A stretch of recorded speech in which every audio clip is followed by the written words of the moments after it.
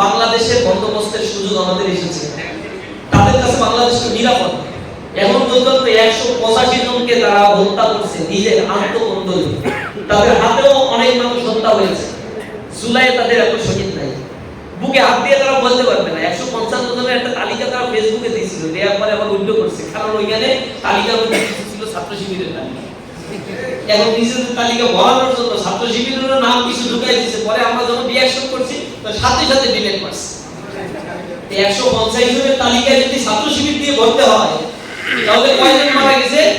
জুলাই আন্দোলনে যাদের কন্ট্রিবিউশন এত কম ছিল, জুলাই পরবর্তী 1 বছরের ব্যবধানে 185 জনকে তারা হত্যা করছে। এত হিংস্র। আর নির্বাচনের আগ পর্যন্ত এই সংখ্যা হাজারের কাছাকাছি গিয়ে যায়।